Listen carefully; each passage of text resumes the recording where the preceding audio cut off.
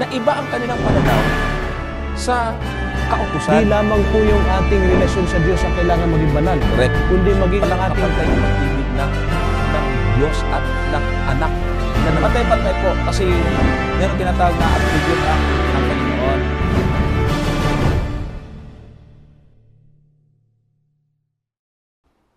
Isa pong muling pagbati ang nais po naming ipaabot sa ating mga taga-subaybay.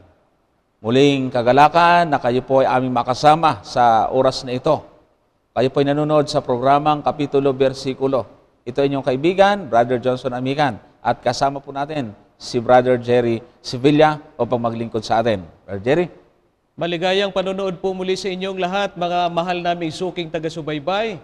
Isa pong kasiyahan na kayo ay aming makasama sa pamamagitan po ng programang ito. Huwag po kayong bibitiw sa loob po ng isang oras. Nais po namin kayong paglingkuran sa pamamagitan po ng pag-aaral natin sa Himpapawid.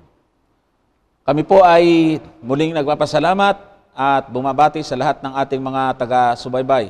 Saan man kayo naroon, sa bansang Pilipinas o maging sa abroad, sa iba't ibang bansa. At kami po ay natutuwa na malaman na kayo ay patuloy na sumusubaybay. Kami po ay muling tutugon sa pagkakataon ito sa mga tanong na naipadala sa atin. Di po talaga natin pwedeng libanan ito, Brother Jerry. Dahil ito ang kagalakan at kasayahan ng mga taga-subaybay, yung ating nasasagot ang kanilang mga katanungan. Tama po. Kami po ay natutuwa sapagkat nitong mga bandang huli ay alam namin na yung mga nagtatanong sa atin ay naubos na yung kanilang mga tanong. Ibig sabihin ay paglingkod na natin mabuti. Oo. At mamaya may mga babasahin tayo, Brother Jerry, na mga kaibayo natin sa panampalataya na talagang mababait na silang magtanong. Wow. Bihira na po yung mga mainit ang ulo na nagtatanong sa atin. Okay. So ngayon po ay magpapasimula tayo, pero bago yon, kami po ay muling nag-aanyaya sa inyo. Samahan niyo po kami sa isang panalangin bilang pasimula sa ating pong pag-aaral sa oras na ito. Brother Jerry? Tayo po'y manalangin. Makapangyarihan po naming Ama at Diyos namin at ang tahanan ina sa mga langit, muli po namin kayong pinasasalamatan sa isa pong pribilehiyo na kami makapaglingkod sa aming mga kababayan na sumusubaybay sa kapitulo, bersikulo. Masa kami na ang kapangyarihan ng inyong Santong Espiritu ang siyang sumaamin.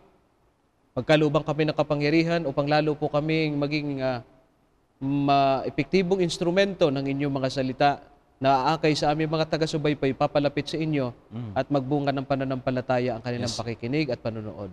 Salamat po ng marami sa inyong pagtugon sa aming mga panalangin sa pangalan po ni Jesus. Amen. Amen.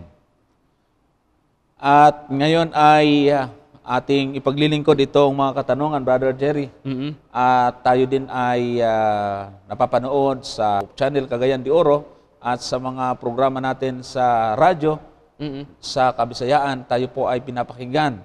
Kaya kami na ay nagagalak na ating nakadaupang palad itong mga kababayan natin sa Kabisayaan. Okay?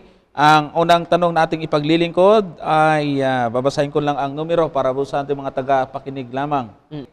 0926-827-1193. Narinig ko po minsan sa inyo about 3 stages of salvation. Ang tanong ko po ay kung sa first stage na justification ay di kailangan ang gawa. Doon po ba sa ibang stages ay kailangan ang gawa para maligtas? Salamat. God bless. Marlo ng Antipolo, Rizal. Iyon. Natalakay natin, Brother Jerry, ang paraan ng Diyos para sa kaligtasan. Tama. Siguro, kunting review para dun sa mga taga-subaybay. Sa mga hindi na panood at hindi na abutan ang episode na ito, yung tatlong bahagi ng kaligtasan o yugto ng kaligtasan ay ibinase po natin sa isang talata sa 2 Korinto. Uno, ang talata ay 10 na ganito ang nakalagay. Na siyang sa amin ay nagligtas sa gayong lubhang malaking kamatayan at nagliligtas na siya naming inaasahan na siya namang magliligtas pa sa amin. Yan. Kaya pag sinabing kaligtasan, Brother Jerry, hindi pala ito natatapos sa isang salita lamang. Mm-mm.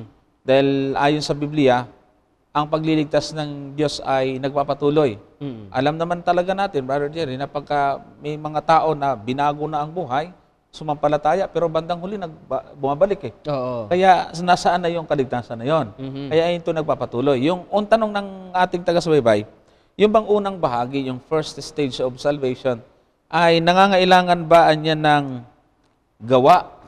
Ang sagot natin ay hindi. Hindi.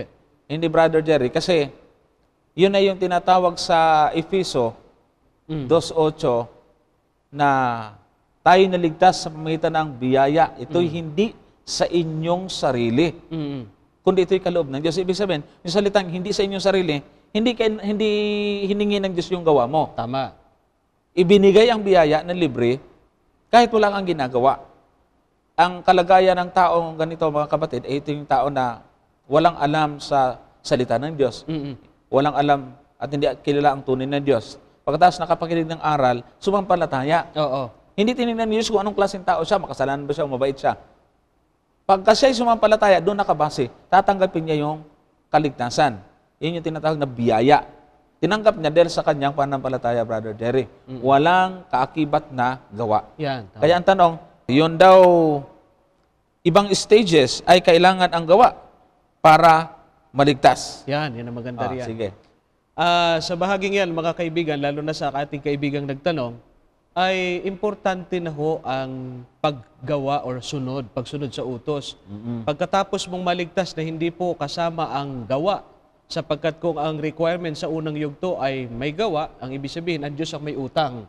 So wala pong biyayang mangyayari doon. So sa unang yugto, walang gawa. Pero pagkatapos na ikaw ay ariing ganap sa pamamagitan ng pananampalataya, meron na pong hinihingi na kaakibat na pagsunod. Tama. Sapagkat ang pananampalataya kasi na walang gawa ay itinuturing ng Biblia na patay. Tama. Pakinggan po ninyo dito sa aklat ng Santiago, Kapitulo 2, versikulo 20. Ang sabi rito, datapwat ibig bubagang maalaman o taong walang kabuluhan na ang pananampalataya na walang mga gawa ay baog. Ay ayon sa talata natin binasa, ang pananampalataya palang walang gawa ay baog. So hindi po pwedeng, hindi mo sasamahan ng gawa sapagkat mayroon din naman binabanggit doon sa aklat ng Mateo sa Kapitulo 16, ang versikulo 27 na sa pagparito ng ating Panginoon Kristo ay hihingiin niya sa atin, Brother Johnson, ang mga gawa. Pakinggan Yan. po ninyo, Mateo 16, versikulo 27. Ganito po ang ating mababasa.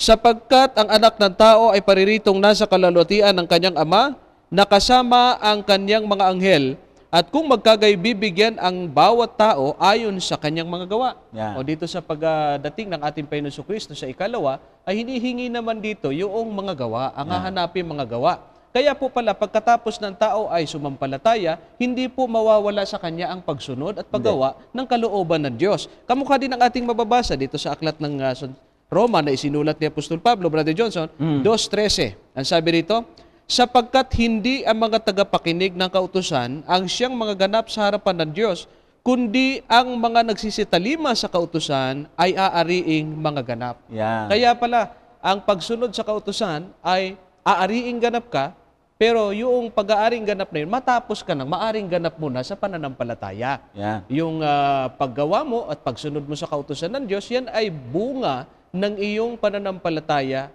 na tinanggap mo sa pamamagitan ng iyong pagtanggap ng kaloob na biyaya ng ating Panginoon Kristo. Ayan. Kaya ang ibig sabihin, yung tao na matapos naman ng palataya, inaring ganap siya. Oo. Paano kung halimbawa yung tao hindi naman gumawa o hindi naman sumunod sa kautusan? Sa tingin ninyo, ganap ba yon? Hindi.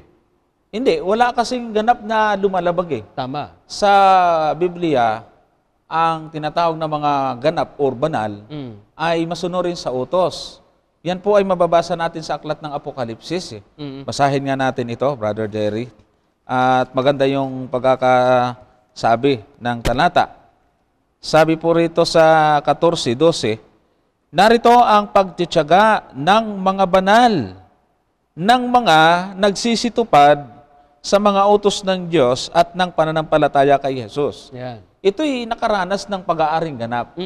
Pero pagkatapos na inaaring ganap, sumusunod sila kasi lifestyle na nito, ibig sabihin, ito na yung bunga ng kanilang pananampalataya at pagkaligtas, naging mabuti o matuwid sila. Kaya tawag sa kanila ng Diyos ay mga banal. Tama. At hindi ho maliligtas ang taong hindi sumusunod. Brother Jerry, kaya nga may tagubilin sa unang Timoteo 6:14, natuparin mo ang utos na walang dungis, walang kapintasan hanggang sa pagpapakita ng ating Panginoong Jesucristo. Ang Seventh-day Adventist ay kilalang kilala sa pagtuturo na pagkatapos mong sumampalataya ay kailangan mong maging masunurin sa Diyos. Dangan nga lang, Brother Jerry, dahil sa nami-misinterpret tayo, hindi po kami nagtuturo ng salvation by works. Ano po? Sabi naman ng iba oo nga, susunod ka, pero kautusan ni Kristo yan. Na para bang hindi daw kasama ron yung 10 utos. Hinali po Dahil na ang 10 utos hindi naman tinuligsa ni Kristo yun. Imana pa, itinuro nga ng Panginoon yun Tama. Doon sa Mateo 19, nung merong nagtanong, Brother Jerry, Oo. merong nagtanong sa Panginoon ang kinote niya na para makapasok daw yung tao sa kaligtasan, ay meron siyang sinabi na sumunod sa utos. Ito po yung mababasa natin sa 19, at simulan natin ito sa 16, at ituloy natin ito hanggang sa 19. Sabi sa 16, at narito, lumapit sa kanya ang isa at nagsabi, Guro, ano ang mabuting bagay na gagawin ko upang ako'y magkaroon ng buhay na walang hanggan? At sinabi niya sa kanya, bakit mo'y tinatanong sa akin ang tungkol sa mabuti? May isa na siyang mabuti. Dapat, kung ibig mong pumasok sa buhay, ingatan mo ang mga utos. Sa 18, sinabi sa kanya, alin-alin? At sinabi ni Jesus, huwag kang papatay, huwag kang mangangalunya, huwag kang magnanakaw, huwag sasaksi sa di katotohanan, igalang mo ang iyong ama at ang iyong ina, at ibigin mo ang kapwa na gaya ng iyong sarili. Yan. Ay saang set ng kautusan ito kinuha ng Panginoon?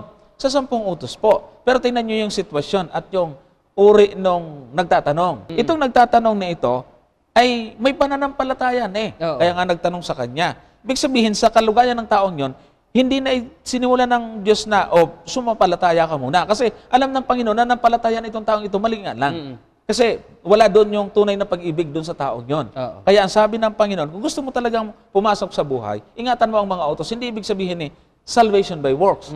Kasi lalabas yan, ang Panginoon nagtuturo na para maligtas ka, gumawa ka. Kundi sinagot ng Panginoon ayon sa nakikita niyang kalagayan, status ng taong yon. Tama. Meron na siyang pananampalataya. Kaya ang sabi ng Panginoon, since na meron ng pananampalataya itong taong ito, itinuro niya na sumunod ka sa mga utos. Alin-alin?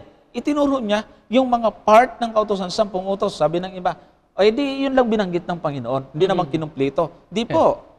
Kasi, Hudyo yan. andun yung ang halos sinight ng Panginoon sa part ng 10 utos, Brother Jerry, ay yung ikalawang tapyas. Tama. Yung pag-ibig sa kapwa. Dito nagkukulang ito nagtanong sa kanya. Sabihin natin may pananampalataya na siya. Ang kanyang ang sinagot ng Panginoon ay kung ano yung wala dun sa tao. Kaya nung sabihin ito, sabi ng tao, sinusunod namin yan. Pero totoo, sabi niya lang yon. Kaya sinubok ng Panginoon yung taong yon. Sabi niya sige nga, kung may pag-ibig ka talaga sa iyong kapwa, umuwi ka. Sabi po ron, sinabi sa kanya ng binata, ang lahat ng mga bagay nito ginanap ko.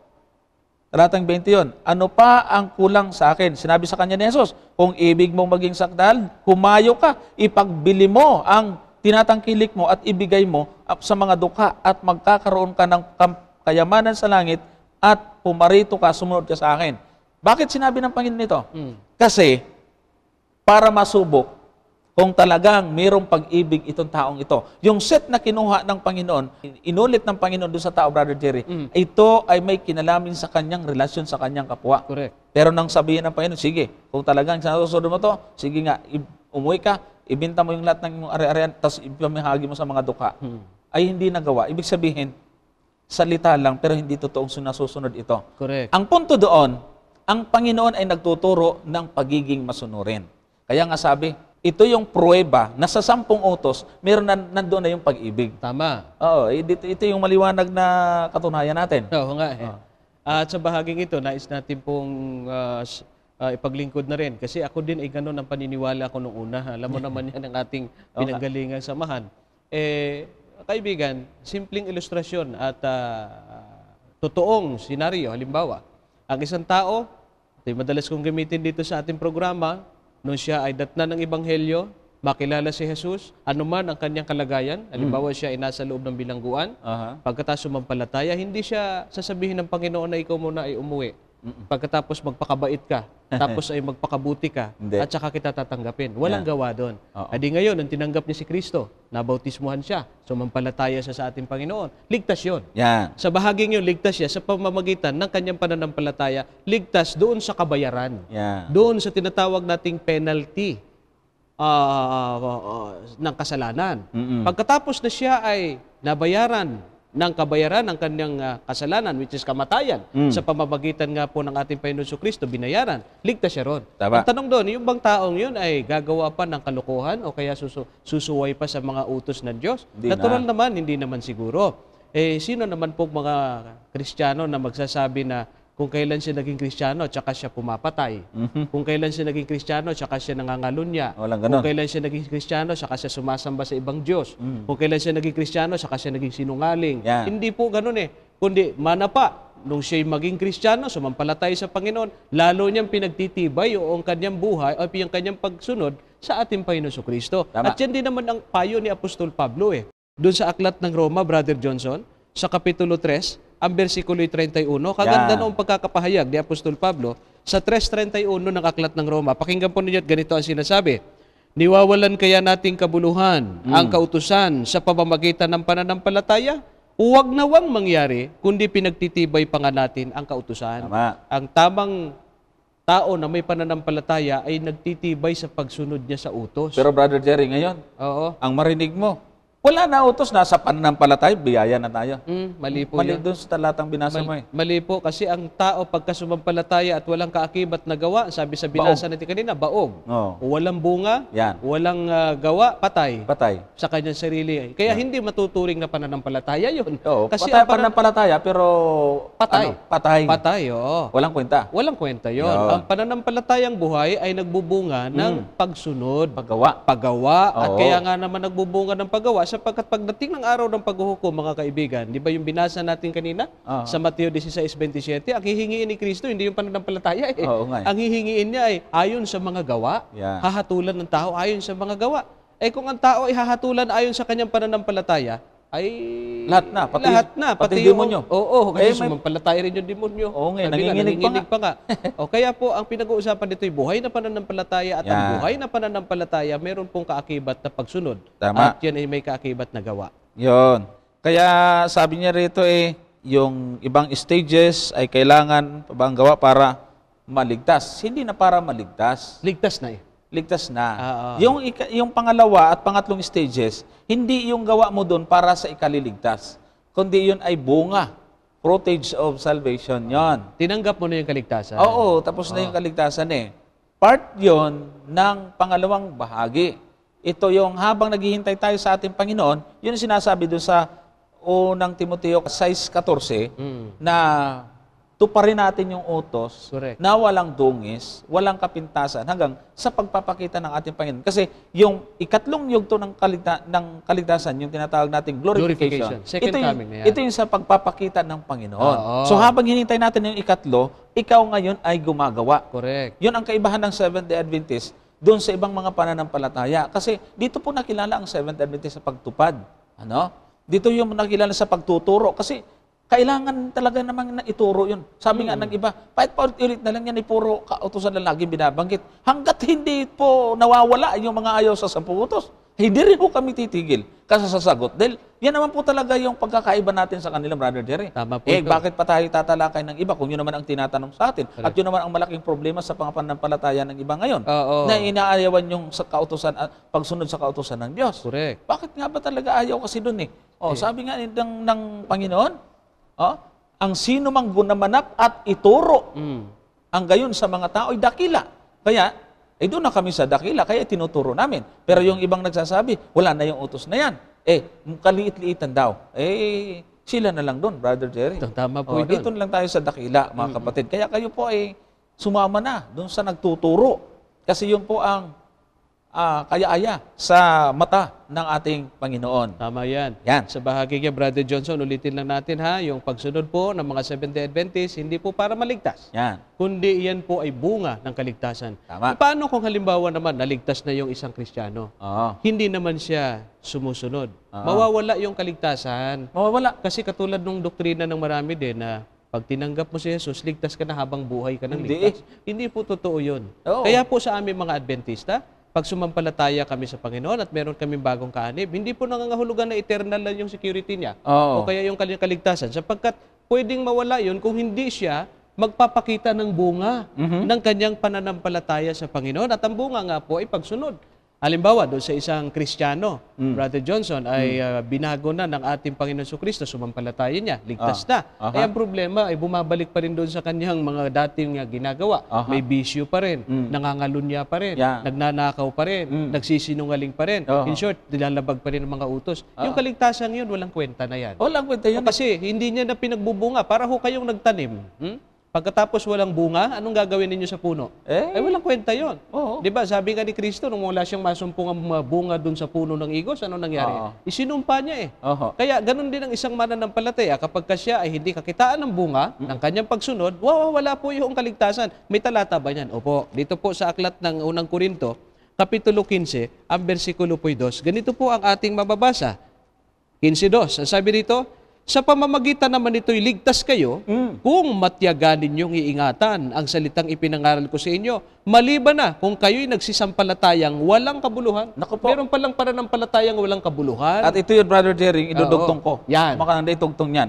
Ikalawang Tesalonika, Yan. 1, at ang talata ay 8 hanggang 9. Yan. Sabi ganito, na maghihiganti sa hindi nagsikilala sa Diyos at sa kanila na hindi nagsitalima Yan. sa Ebanghelyo ng ating Panginoong Yesus, na siyang tatanggap ng kapaharusahan na walang hanggang kapahamakan mula sa harapan ng Panginoon at mula sa kaluwalhatian ng kanyang kapangyarihan. Oo. Hindi raw nagsitalima sa Ebanghelyo. Yung unang bahagi, maghihiganti dahil hindi nagsikilala sa Diyos. Ang ibig sabihin na hindi nagsikilala sa Diyos, hindi ibig sabihin hindi nila kilala ang Diyos. Kilala nila ang Diyos pero itinakaila sa kanilang mga gawa. Tama. Yan ang binabanggit doon sa Juan, Oo. na ang nagsasabi nakikilala ko ang Diyos pero hindi naman gumaganap sa kanya sa mga utos, sinungaling. Tama. Ito yung mga tao na tumatawag pa nga, sabi nung sa 7:21 ng Mateo, Oo nga. tumatawag pa nga sa Panginoon eh. Pero siya hindi kilala ng Diyos. Hindi ko kayo huyo, sabi ng Panginoon eh. Sana sa text lang yang huyo-huyo na yan. At pagdating ng araw hindi tayo mahuyo ng Panginoon. Tama. Sino ka?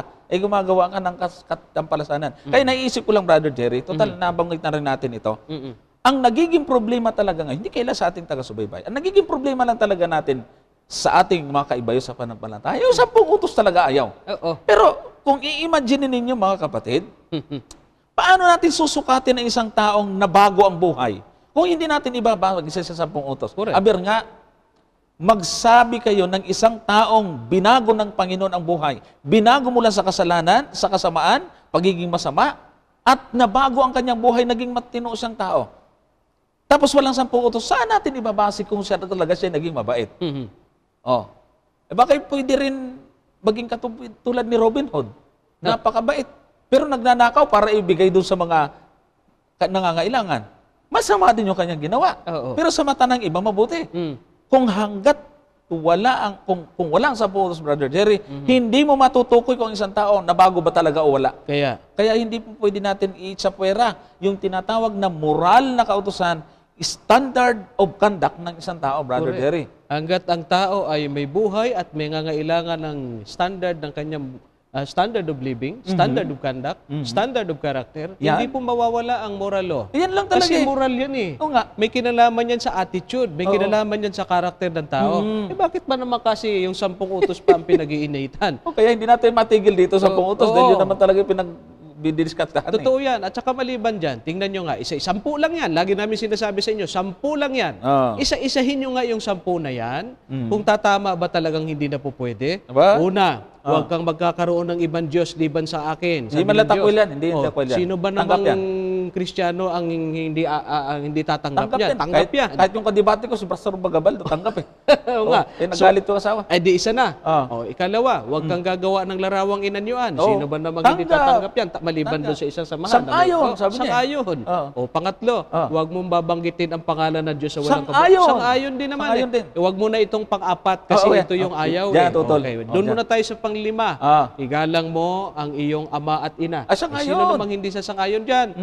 Sumunod, huwag kang papatay. Huwag kang magnanakaw. Sinong hindi sang-ayon sasang-ayon? yan. Huwag kang mangangalunya. Oo. Huwag mong iimbutin ang ari-arian ng iyong kapwa. Huwag kang sasaksi sa hindi katotohanan. At huwag kang mag-iimbot. Lahat yan. Oo. Siyam na yan. Siyam. Oo. Iniwanan ko lang yung isa. Kasi yun ang ayaw. Kasi yun lang ang ayaw lang talaga. Oo. Yung Sabat. Kaya nga sabi natin, Brother Jerry, Oo. kung nagkataon na ang nasa 10 utos ay linggo, Naku, sigurado. yun lang ang problema eh. Yun nga eh. Oh. Kaya lamang, sabi nung isang ating taga-subaybay nga, nabanggit na natin dito, tinanong daw niyo yung kanyang tagapagturo. Sabi niya, Pastor, meron pala naman palang Sabat din sa Bible. Bakit hindi niyo itinuro? Sagot ng pastor sa kanya, pag tinuro ko yan, wala na akong trabaho. Yun Totoo nga naman, mawawala na siya ng miyembro. Di pupuntahan ng mga miyembro niya, yun ang ingili na Sabat. Kung ako man, gusto ko lang magkapera, Oo. ay lipat na ako doon. Mas malaki kikitain ko eh. Congregational yan eh. Yung mga pasirmon-sirpon, pasigaw-sigaw, paiyak-iyak. Kaya natin yan. Kaya rin natin na naman eh. Oo. Hindi na wala nang rehearsal yan. Kasi yung iba may rehearsal eh. May ano yan, may rehearsal at saka may script. Okay. May script. Yung Kaya ho patong-batong- natin yun. Pero hindi naman kasi sa ating kinikita yun nakabase, Brother Jerry. Correct. Katotohanan ang kailangan natin tindigan, mga kaibigan, Tama. mga kapatid. Okay. Sunod na tanong. Sabi po rito, isa po akong INC. Ask ko lang sa pagsamba nyo. Naniniwala kayo sa sunset to sunset. Kung naniniwala kayo doon, dapat Tuesday night kayo nagsisimba. Hindi po Wednesday night. Kung naniniwala kayo sa sunset to sunset. Kasi po, di ba, Friday night po ay Sabado na sa inyo. Kung naniniwala kayo sa sunset to sunset, bakit Wednesday ko kayo nakikita na nagsisimba? Nanonood po kami sa kapitulo bersikulo. Pwede po ba pakitalakay sa program nyo para maliwanagan po kami? Yan. Medyo nakatext ko ito ng ilang reply, Brother Jerry. Napakabait niya. Yan po. Salamat po at meron pong mga kaanib ng INC na nanonood at kami po ay natutuwa na kahit papaano talaga, Brother Jerry, kahit anong pagbabawal sa kanila ay meron pa rin talagang open-minded Totoo na mga naman. kapatid. Totoo Kita niyo ito. Alam ko sa iyo, kapatid, palagay ko isa siyang kabataan sa tingin ko lang sa kanyang kasi siya, parang talagang makikita mong nagsusuri siya. Oo. At sa uri ng iyong pagtatanong, ay alam ko medyo marami na kayong natutunan. At ako po'y natutuwa. Ito, sigurado at nakakatiyak tayo, Brother Jerry. Ikumpara ninyo ang inyong nalalaman doon sa mga kaedad nyo doon sa church. Ako'y naniniwala, mas marami kayong alam doon sa inyong mga kasamahan sa inyong church. Bunga ng inyong pakikinig sa ibang program katulad ng inyong natutunan dito. Tama po yun. Ano po? Ang kakatuwa dito, Brother Jerry, ang kanya na lang question ay doon sa paraan ng pangingilin. At ako sana po totoo ang aking iniisip na sana ay nakumbinsi na kayo sa Sabat. Siguro ay ipalagay na lang natin, Brother Jerry, na yun na lang kanyang tinitingnan ay yung pagsamba natin sa kalagitnaan ng Sanlinggo. Oo. Kasi meron din silang ganun eh. Ang masasabi natin dyan, Brother Jerry, ang mga pagsamba kasi sa araw, kahit anong gusto mong araw sumamba. Correct. Kahit nga araw-araw, kahit na ba yung tanghali, kahit bago lumubog ang araw, pwede po yon. Pero depende yan sa convenient time ng mga kaanib. Tama. At saka na pagkakasunduan ng mga local churches. Ang ating pagsamba ng Wednesday, Brother Jerry, ito ay pagkatapos ng sermon, ay nire-request natin at nagpapasalamat tayo ng mga panalangin sa Panginoon. At yun ay hindi ho nakabase yung iiksaktuhin mo yung kalagitnaan ng Sanlinggo. Hindi po. Hindi. Ibig sabihin, bago dumating yung talaga yung Sabbath, at least mayroong meeting kung saan ay doon natin gagawin yung mga panalangin, yung mga nangangailangan ng prayer, yung mga nagre-request ng prayer, at saka yung ating personal na pakikisalamat, doon na pasasalamat ay doon natin ginaganap. So, hindi na natin tinitingnan doon kung eksaktuhin, computein talaga natin yung gitna nun, hindi na ho doon nakabase kasi hindi naman yun pangilin. Yeah. Pagsamba po yun, hindi pangilin. At sa atin ay schedule nga po ng marami. Hindi naman po lahat, pero majority ng ating mga local na mga iglesia ng Seventh-day Adventist, hindi lamang sa Pilipinas, kundi sa buong mundo, na meron tayong mga Wednesday prayer meeting ang tawag natin dyan. Yan, hindi po namin binatay doon sa gitna talaga. Oo. Bagaman binanggit yung ginamitan ng midweek, Oo. pero hindi eksakto na sinasabi natin dahil yun talaga yung kalagitnaan. Kundi, Oo. i-consider natin yung reckoning nun, nasa may bandang pagitan talaga ng isang linggo yan. Oo. Pero yung eksaktong pagbibilang. Hindi binibilang natin yung gitna. Kaya Hindi. nga ang ating ginagamit dyan is prayer meeting. Tama. No? Tama. Kaya ang ating ginagamit ay prayer meeting sapagkat ang ating pong pagsamba na inilalaan dyan sa ating pong mga pananalangin ay itinataon po natin sa schedule na yan ng Wednesday. Pero hindi nangangahulugan dahil may mga local churches din tayo na hindi lang naman din Wednesday kung sila merong Tuesday may talaga. Tuesday, may Thursday yung iba. Oo.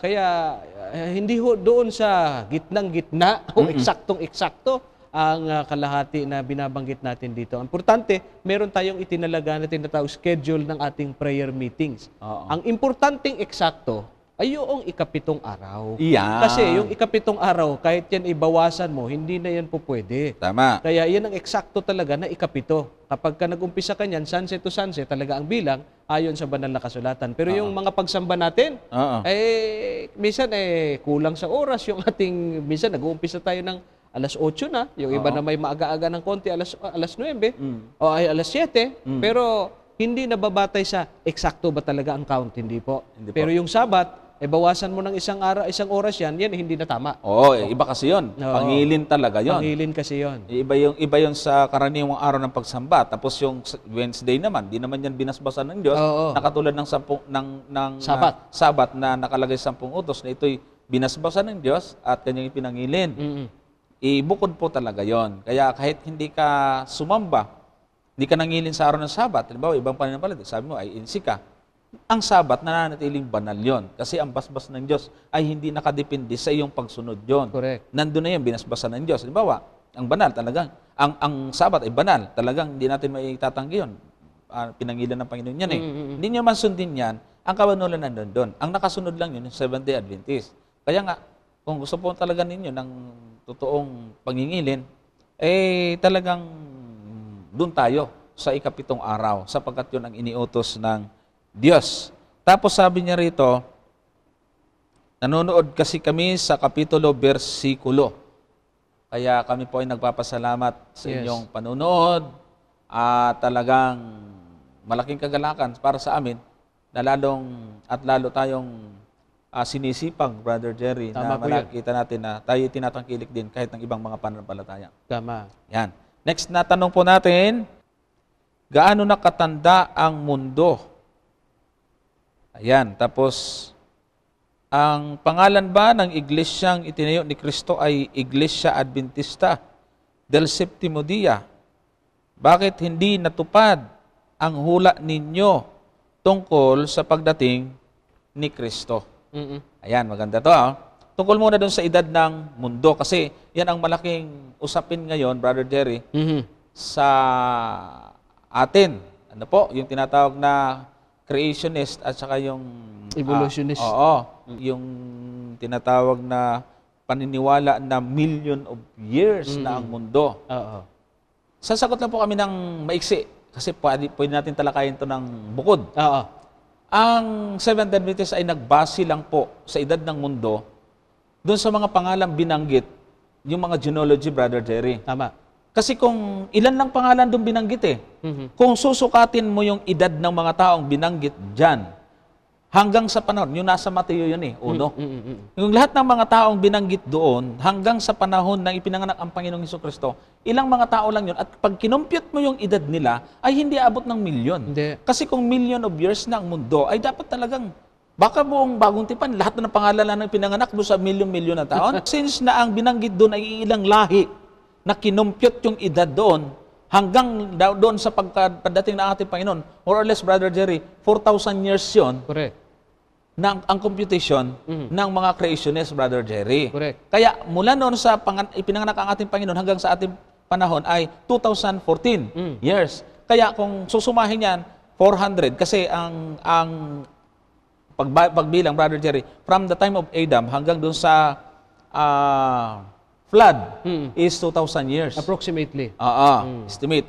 Mula sa flood hanggang sa pinanganak ang ating Panginoon, ay another 2,000 years. Ulitin natin, hindi ho eksakto yan, ha? That's only an approximate. Yes, estimate. Estimate lang ho yan. Pero kung yan naman ay approximate, ang punto po ng mga Seventh-day Adventists, hindi po millions of years. Hindi. Thousands of years lang po ang itinagal ng mundo. At ayon po sa aming pag-aaral mismo ng isang kasama rin natin, meron tayong mga research institute na ginagawa at meron tayong mga kapatid na mga tinatawag nating Biblical Research Institute. Merong pinost si Brother Ronald, sagot niya doon, sagot niya doon sa kay article ni Brother Eli Soriano. Sinagot ni Ronald yon, tapos hindi pa sumasagot yung kabila. Kung gusto po ninyo ay mag-text kayo, pwede kong i-share sa inyo yung link dahil napaliwanag ni Brother Ronald mabuti doon yung tungkol sa issue na to. Kaya kung gusto po talaga ninyo yung approximate na, yung estimate lang, Brother Jerry, is wala pa tayong 7,000 years. 6,000 years, mahigit pa lang po tayo. Okay, yun po.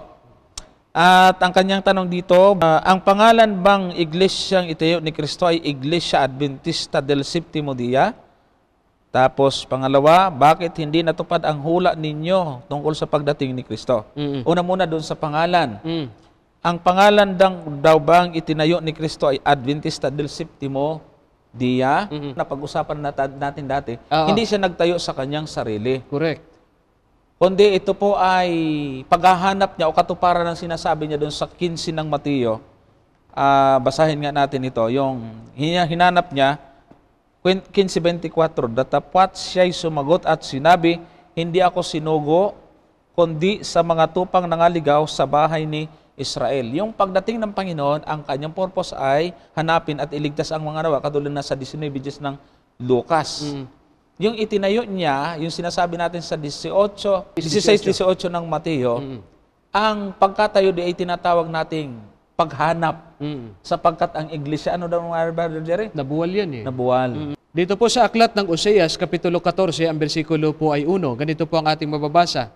O Israel, manumbalik ka sa Panginoon mong Diyos, sapagkat ikaw ay nabuwal dahil sa iyong kasamaan. Yan. Iyong pong Israel sabi ay doon na nabuwal. hinanap niya mga tupang nangaligaw sa bayan ni Israel. Yun yung nabuwal. Dahil sa ano? Dahil sa kanilang mga kasamaan. Yun. At yung Israel na yon, ang tawag doon iglesia. Ganito po ang ating mababasa sa aklat ng Gawa, na alam kong pinaglingkod na rin natin yan, nung mga nauna sa aklat ng Gawa, Kapitulo 7, ang bersikulo ay 38. Ganito ang ating mababasa. Ito yaong naroon sa iglesia sa ilang, nakasama ang anghel na nagsalita sa kanya sa bundok ng Sinai, at kasama ang mga magulang na siya nagsitanggap ng mga aral na buhay upang ibigay sa atin. Kaya nga, Brother Johnson, sa bahaging ito, makikita po natin na yung iglesia ay umiiral na sa panahon ng Old Testament pa lang, tawag iglesia sa ilang, na kung saan ang mga Israelita ay tinawag na ng Panginoon na iglesia, at kaya naman siya itinayo sapagkat ito nga po'y nabuwal dahil sa kanilang mga pagsalangsang. Kasi kung ang layunin na nagtatanong ay gusto niyang ipakita na sa panahon ni Kristo, ang itinayo ay iglesia ni Kristo, ano nang tawag doon sa iglesia doon sa ilang? Hindi naman sila papayag na iglesia ni Kristo yun dahil paniniwala nila, wala pa si Kristo noon. Totoo yun. Ay anong iglesia yun? Ngayon, papayag din ba kayo? Ibang iglesia ni Kristo ngayon, na sinasabi natin na itanayo ni Kristo, pero sa iglesia sa ilang. Mas doon na ako, kasi aral na buhay ang dala-dala daw. Ay ngayon, kung idadagdag pa natin, yung iglesia ni Kristo ba? Yung iglesia ng Diyos naman dito? Kasi may mga kanya-kanyang katawagan yan. Ngayon, ito, meron ditong ilang talata, Brother Jerry, na ang pangalan, kasi doon siya sa pangalan, Iglesia Adventista ba? Ang pangalan ng itinayo ni Kristo. Yung pong pangalan na nakalagay sa Biblia ay iba-ibang katawagan po. Ito po, katulad ng namabasa natin sa Gawa 20:28, Iglesia ng Panginoon. Tapos sabi roon sa Roma 16:16, Iglesia ni Kristo. Sa Hebreo 12:22-23, Iglesia ng mga panganay na nakatala sa langit. Unang Timoteo 3:15, Iglesia ng Diyos na buhay. Unang Timoteo 2:14, Iglesia ng Diyos kay Kristo Jesus. Tapos ang dami pang mga iglesia na binabanggit. lahat po niyan ay iglesia ng Diyos yan at iglesia ni Kristo. Kasi ang Diyos at si Kristo ay iisa lang po ang kanilang iglesia. Hindi po nagsapasimula sa bagong tipan lang, kundi noon pa. Kaya kung ang tinatanong ninyo, ang tinayo ba ni Kristo ay Seventh-day Adventist? Ang sagot natin, ang doktrina ng Seventh-day Adventist ay matutusumpungan sa itinayo ni Kristo o kanyang ipinagpatuloy na nagsimula pa sa Old Testament. Tandaan po ninyo, ito po yung lagi namin sinasabi, yung pong iglesia ni Kristo na binasa mo sa talata, iglesia ng Diyos, iglesia ng mga panganay, Meron pa sa mga hintil. mga iglesia ng mga hintil. Marami yan, iglesia ng Diyos kay Kristo Dami. Jesus. Yan po ay mga katawagan. Yan. Ang tawag po natin dyan ay designation of ownership. Yan. Nang ibig sabihin, ang iglesia ng Diyos, ang Diyos ang nagmamayari. Tama. Iglesia ni Kristo, si Kristo ang nagmamayari. Oo. Iglesia ng mga banal, ang mga kaanib mga banal. Yan. Pero hindi po iba-ibang iglesia yan. Katangian yan Iyan po ay mga katawagan ng iisang iglesia itinayo ni Kristo. Oh, Yung di ba iglesia ito ng yun? Diyos lang napakadami O nga Di ba meron tayo pala laging ginabanggit dito na nandiyan pa rin sa aking bag ngayon. Okay. Bakit Seventh-day Adventist? Seventh-day Adventist sapagkat seventh day nga po ang aming Pangilin, ikapitong araw na Sabat, At Adventist nag-aantay sa ikalawang pagbabalik ng Yan ang Panginoon. ibig sabihin niyan. Katangian po ang laman noong aming pong samahan. Nakikita doon sa aral, kaya po yun ang aming pinangalan. Yan, yun ang sabi sa 7:7 ng Juan na Aral. makikilala ang sa aral. Sa aral. Yan po, kaya yung Seventh Adventist sa isang doktrina. Yung tao na naghihintay sa pagdating ng ating Panginoon at nangingili na ang ikapitong araw. Yan. Yan po yun. Okay? Sunod natin ito, brother... meron pa. Meron pa siyang karugtong doon sa bandang huli. Bakit oo. hindi natupad ang hula ninyo tungkol sa pagdating ni Kristo? Yan ang maganda dyan. Maganda po at naililinaw nito. Alam niyo po, sabihin ko po sa inyo, yung hula-hula na yan ay chismis po yun. Ito yan. Sapagkat hindi po Seventh-day Adventist ang humula. Actually, hindi nga hula yun eh. Computation lang po yun ng isang tao. Ang nag-compute yun, hindi Seventh-day Adventist, kasi ang Baptist preacher, si William Miller. Hindi naman natin tinatakol si William Miller, Brother Jerry, yan. kasi doon naman talaga nagsimula yung pagkauhaw sa katotohanan ng mga naging pioneer ng Seventh-day Adventist. Totoo yan. Pero hindi sila Seventh-day Adventist. Hindi nga nila alam yung Sabat eh. Nga. Tapos, hindi po nila hinulaan ang pagdating ng Panginoon. Kinompute lang po kung kailan mangyayari yung Daniel 8:14, Correct. kung kailan dudulo yung 2,300 days. Tama. At sa estimate at computation ni William Miller na isang Baptist ay maghahangga ito noong October 22, 1844. Tama. At kanyang binigyan ito ng kahulugan na sabi pa niya, ito ay taon na pagdating ng ating Panginoon. Pero hindi ho natupad kasi tama yung kanyang computation, mali yung kanyang application. Tama. Pero hindi po sila Seventh-day Adventist kasi ang Seventh-day Adventist na rehistro noon 1863. Utang na loob, no? Huwag ko kayo maniniwala doon sa mga pinikita ng iba. Pag nag-type po kayo sa internet at titinan niyo yung origin ng Seventh-day Adventist, natural naman yung Wikipedia, Brother Jerry, ituturo ka doon. Ito ay nanggaling sa Millerites movement. In the sense na talagang yung mga pioneer ay doon nagising sa pag-aaral ng Biblia. Pero hindi ibig sabihin, nung sa panahon ni Miller ay organized na yung Seventh-day Adventist. Tapos ito yung nanghula. Ang mali pa nga ng iba, si Mrs. White doon ang hula doon. Mali po. Yun na Si nga Mrs. White ay tagapakinig lamang ni William Miller. Estudyante lang ni Miller noon yan Tsaka ano siya, Methodist siya. Methodist siya. Tsaka tingnan nyo ha. Tingnan nyo mga kapatid kung bakit sinasabi ng aking partner dito ay chismis. 1844, ang hinulaan ni Miller na darating si Kristo. Una, si Miller hindi Adventist. Hindi Seventh-day Adventist. Kailan narehistro ang Seventh-day Adventist? 1863. Yan.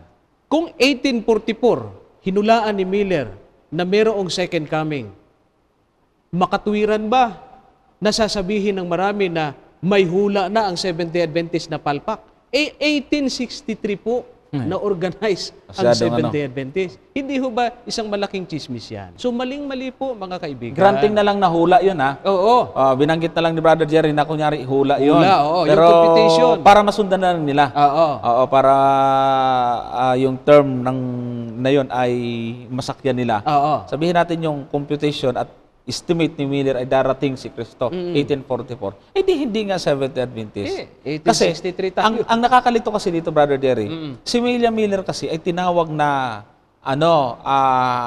Adventism. Pag sinabi Adventism, nagpasimula nga ito kay William Miller. Totoo yan. Pero hindi Seventh-day Adventist yun. Kasi yung word na Adventist ay kinango doon sa kanyang focus ng kanyang evangelism, pangangaral, na ang pagdating ni Kristo, Correct. yung kanyang sintro ng kanyang pangaral, kaya ang tawag sa kanya ay Adventist. Pero hindi po Seventh Day. Tsaka nung panahon yon, hindi po sila nangingili hindi pa nila alam ang Sabat. Yan nga. Kumakain pang mga mabo yung mga yun eh. Mhm. Kaya hindi po kami yon. Ano? Siguro, maganda lang talaga nagkaroon tayo ng programa, nalilinaw natin ito. At Correct. pati sa ating mga kapatid at kaibigan naman, mga kapatid natin na mga baguhan, na parang nanlulumo sila pagka tinutulig sila sa ganitong mga paraan, nabubuhayan ng loob. Tama. Kasi, ay, ganun po ba? Meron nga ang katext na nakaraan, Brother Jerry. Mm. Matagal na siyang nag-backslide. Oo. Pero nagpapasalamat siya sa kapitulo bersikulo kasi talagang natauhan siya. Pero talagang halos limot na niya yung doktrina ng Seventh Adventist sa tagal niyang nawala. Pero ngayon ay tuwan-tuwa siya. Na-revive. Na-revive siya.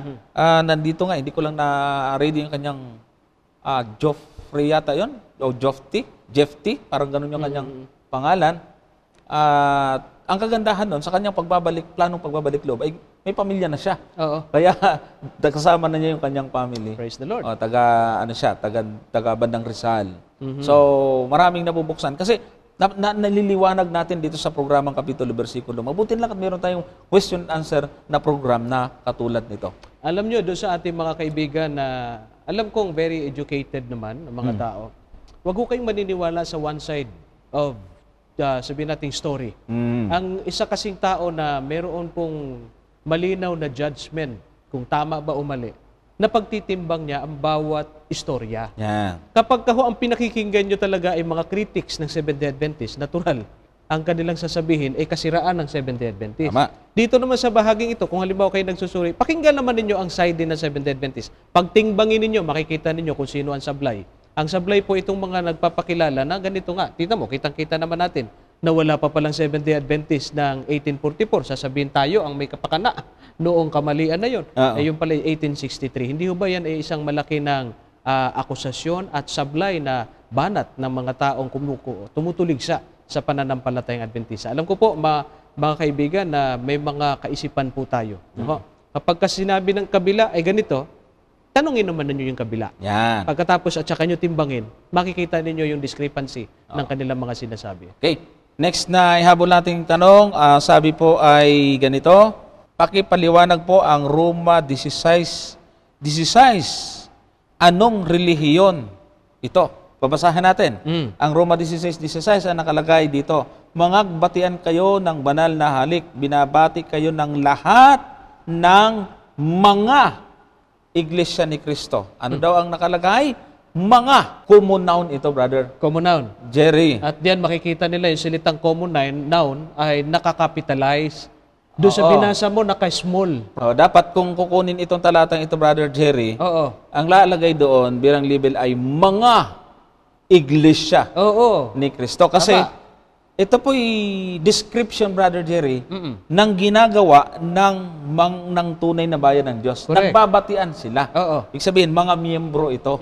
Mga miyembro ito ng tunay na bayan ng Diyos. Kaya ang tawag sa kanila, nagbabatian sila ng banal na halik. Ito yung paraan ng kanilang greetings kasi noon, brother Jerry. Oo. Kasi ang tanong niya, anong relihiyon ito? Ang relihiyon po nito, nasa Gawa 11:26. Yan. Basahin natin. Ito po ang totoong mayroong capital letter, brother Jerry. Pantangi talaga Ito yan. po talaga ang totoong relihiyon. Yan. Nakalagay po ay ganito, 11:26 ng Gawa. At nang siya'y kanyang masumpungan, ay kaniyang dinala siya sa Antioquia at nangyari na sa buong 1 taon, sila'y nakisama sa iglesia na nagsipagturo sa maraming tao at ang mga alagad ay pinasimulang tawaging mga Kristiyano Capital C. sa Antioquia. Ito Capital yung C. capital. Kaya ang totoong relihiyon ay Kristiyano. By the way, Brother Jerry, maliwanag nga natin ito. Kasi yung ating mga maliliit na mga sikta ngayon, ay may mga minsan maling terminong ginagamit. Oo nga eh. Yung halimbawa, hindi tayo nagbabanggit dito ng ibang mga samahan, para sa ibang kadahilanan. Kundi gagawin lang natin halimbawa, iglesia ng Diyos. ano pa to? Born again. Ito po'y hindi relihiyon. Sikta po ang tawag dyan. Tama. Kasi under po ito sa relihiyon na Kristiyano. Correct. Kasi pag sinabing religion, ito po yung Judaism, Hinduism, Shintoism, Christian, Hindu, Shintoism. Shintoism. Shintoism. Meron pang Islam. Ito yung religion. Kaya, ang totoong relihiyon ay Kristiyano. Kaya lang sa Kristiyano may Marami. piki. Oo. At doon po lumalabas yung tinatawag na mga sekta. Sect. Ano po? Ang tawag po sa mga denominations, Sekta. sekta ng or denomination. Hindi po talaga actually sila religion. Kaya lang, sinasakyan na lang natin kasi yun ang Term of convenient. term of convenient na nagkakaintindihan tayo. Tama. Pero actually, hindi po yan mga religion, kundi sekta. Ang relihiyon talaga, Kristiyano, yun ang sinabi dito sa gawa na may capital letter, Brother Jerry, na ibig sabihin, ang tunay na relihiyon ay Kristiyano. Kaya sa Kristiyano, ang susubukin natin, alin ang totoo sa ilalim ng umbrella ng Kristiyano. At ang Seventh-day Adventist, ang ating inilalaban, Brother Jerry. Correct naman. Oo. Bakit natin sinasabi ang Seventh-day Adventist? Binanggit mo, Ah. yung Kristiyano nanggaling sa Antioquia. Yan. Parang alam mo nang ibig ko sabihin sa oo. bahaging yan. Alam natin yan. Ngayon, Oh. yung Kristiyano na binasa ng kapatid na Johnson sa 1126 ng gawa. Para matukay natin kung anong relihiyon na. Para sa matukoy ngayon. natin anong reliyon. Yun din po yung nasa 16:16 ng Roma. Yo. Yung pong Iglesia ni Cristo, Kristiyano po ang tawag doon sa binasa natin kanina. Alam niyo ho ba kung anong gawain ng Kristiyano na yan? Kapitulo 13 po ng Aklat ng Gawa, versikulo 14. Yan. Sabi po yung ganito, Mm. datapot sila'y pagkatahak sa Perga, Oh. ay nagsidating sa Antioquia ng Pisidia, Mm. at sila'y nagsipasok sa sinagoga ng araw ng Sabat at nagsiupo. Yo. Yung palang mga kapatid na nasa Antioquia, Aha. na iglesia na binabanggit natin na siya ay kaanib, yung mga kaalagad na yun sa Kristiyanong pananampalataya, ay tuwing Sabat pala sila nagkakatipon. Tingnan ninyo kung ilang beses po nangyari yan. Yung iglesia na yan, versikulo 11, 42 at 44 ng Aklat ng Gawa. At pagkaalis nila, ay kanilang ipinamamanik na salitain sa kanila. Sino yung kanila? Ito yung mga kapatid na nandun sa iglesia sa Antioquia. Yan. Ang mga salitang ito sa Sabat na susunod. Yo. Pagdating sa 44 at ng sumunod na Sabat ay nagkatipon halos ang buong bayan upang pakinggan ang salita Hindi ng naman Diyos. linggo yung Sabat na yan. Ikapitong araw ho yung Sabat na pinagkikatipunan ng mga Kristiyano na binanggit sa 16:16 ng Roma Tama. na nagbabatian. Oo. O mga iglesia ni Cristo daw sila. Kasi Correct. si Kristo yung Panginoon nila eh. Oo. Nagsasamba sila, ugali nila, nagkakatipon araw ng Sabat. Ito yung dahilan kung bakit kanina sa unang tanong na aming sinagot. Yung iglesia ni Cristo sa Biblia, tawag Kristiyano. Kristiyano na sa Antioquia. At yung Kristiyano sa Antioquia, Sabbath keeper. Meron pa nga dito eh. Oo. Dagdagan pa natin. Baka sabi nyo, itsamba lang yun. Yan. Gawa din, 16. Yan. Oh, 16:13. At ng araw ng Sabat ay nagsilabas kami sa labas Yan. ng pintuan sa tabi ng ilog na do'y sinasapantahan naming may mapapanalanginan. At kami nakakaupo at nakipagsalitaan sa mga babaeng nagkakatipon. Ibig sabihin yung mga alagad Oo. nang sila nangangaral. Hindi sila abutan ng asaba sa sinagoga o sa labas o saan man silang lugar. Naghahanap talaga sila ng mapupulungan at mananalangin sila kasi araw ng Sabat. Correct. Ito'y talagang nagkakatipon sila kahit nasa labas yan ng bayan. Basta't nagkakapag-usap-usap sila sa salita ng Diyos. Iyon ay pinahahalagahan nila. Yun dapat ang tunay na iglesia. Ano ho? Yan pang sinasabi. Alam niyo kung tutusin, Brother Jerry, sabi nga natin lagi dito, yung Seventh-day Adventist na nagpasimula ito noong 1800s, Oo. Brother Jerry, ang laki ng chance natin na gamitin yung Church of Christ Totoo or naman. Church of God kasi nauna naman tayong dihamak sa mga ito. Oo. Pero bakit hindi ho namin ginamit yon? Sapagkat ayon sa istorya ng mga pioneer ng Seventh Adventist, Brother Jerry, nag-ingat tayo. Dahil doon nga sa aklat ng awit, mayroong sinasabi na gagamitin ng kaaway ang pangalan. Tama. Para hindi ho natin masalaula ang pangalan ng Diyos at hindi natin ikinapit sa relihiyon. Tama. Kasi may illustration nga tayo, Brother Jerry. Habol na lang natin ito. May illustration nga tayo eh. Ang kaibahan ng Seventh-day Adventist sa iba. Halimbawa, ikaw, nakagawa ka ng kalokohan. Oo. Sabi ng mga tao, iglesia ng Diyos, Oh. nagnakaw. Nasira. Sira. Oy, kunyari ako. kunyari, merong ipinipinta sa akin. O Seventh Adventist eh. Wala, hindi nadamay ang pangalan ng Diyos. Oo nga. O, di ba? Ganun, kapatid. Mm-mm. Ang pag-iingat. Kaya tayo po, hindi tayo nagpaka-stricto doon sa pangalan, kundi sa doktrina natin ibinabatay. Kami po ay mag-iiwan sa inyo ng panghuling panalangin. Inyo po kaming samahan. Sa oras na ito, dakilang Diyos, kami po ay nagagalak, natutuwa po kami sapagkat nagkaroon kami ng pagkakataon na tugunan ang mga katanungan at ipagkaloob ang mga kasagutan mula sa inyong banal na kasulatan. Panginoon, kayo pong nakakataon ng mga puso at isipan ng aming mga taga-subaybay. Maring sa oras na ito, mayroon kami mga taga-subaybay na nagkakaroon na po siya ng pagpapasya upang kayo'y tanggapin at paglingkuran. Tulungan po ang mga kapatid naming ito. At yung mga kapatid na nagdesisyon sa kanilang sarili na tumanggap ng bautismo, nawa po ay alisin ang mga hadlang sa kanila, Panginoon, upang sila po ay maging ganap na pong kaanib ng tunay na iglesyang inyong itinatag mula pa noong unang panahon. At Ama, ang programang ito ay patuloy na gabayan upang makapagpatuloy pa ito sa paglilingkod sa bayan. Yes. Itong aming hiling sa pangalan ng aming tagapagligtas, ang aming Panginoong Hesus. Amen. Kami po ay muling nag-aanyaya hanggang sa pagbabalik ng programang Kapitulo, Bersikulo. Pagpalain tayo ng Diyos sa oras na ito. Na iba ang kanilang pananaw sa kautusan. Di lamang po yung ating relasyon sa Diyos ang kailangan maging banal, Correct. kundi maging ang Walang ating kapantay na pag-ibig ng Diyos at ng anak. Na namatay-patay po kasi meron tinatawag na attribute na